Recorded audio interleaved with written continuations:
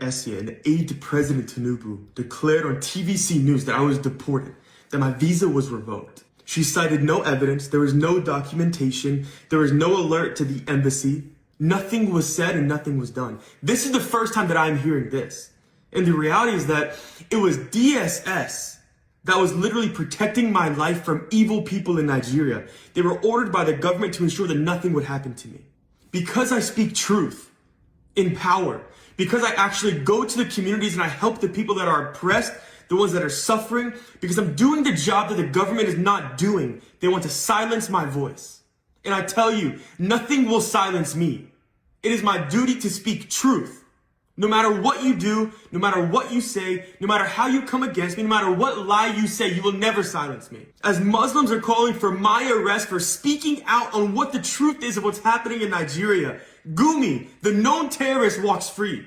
No Muslims are calling for the arrest of terrorists in Nigeria, but the one who comes to speak truth, they want to be arrested. They want to be deported. Even if you are to deport me at any point, the voice will never be silenced. Truth will prevail. I stand for goodness, I stand for righteousness, I stand for justice. And those are the things that any government, any country should rest upon. Even 2 hours before my flight, I was at News Central in Abuja doing a live interview. Where was the deportation?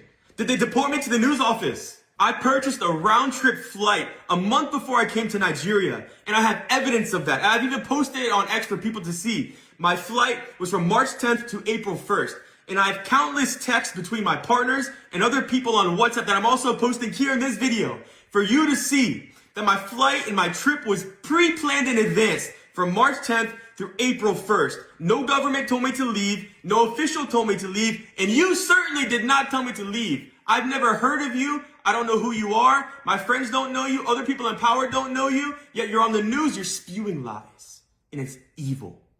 It's wicked. And at the end of the day, this shows the integrity of Nigerian officials. If officials will go to the public and they will directly lie with no shame, boldly declare lies to the people, both domestic and international, what does that say about the people who are in power? You don't declare for Gumi to be expelled. Even though Saudi Arabia, the capital of Islam in the world, declared that Gumi would not enter, that he was deported, yet you allow him to be free in your country, but you call for me to be arrested.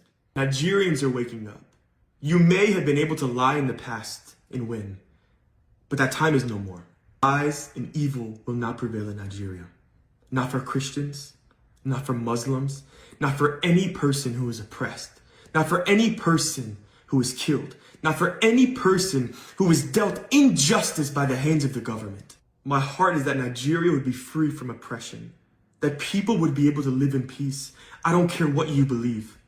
Nobody should be under threat of death every single night. That their village would be burned. That their children would be cut to pieces.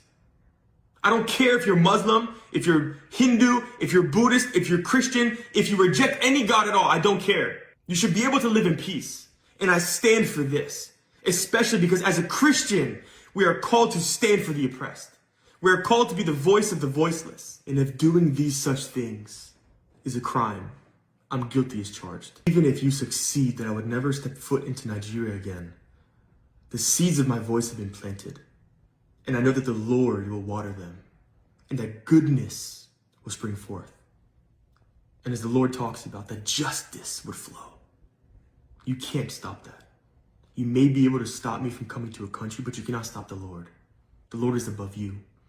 And at the end of the day, the Lord controls your future. The wicked and the evil will perish.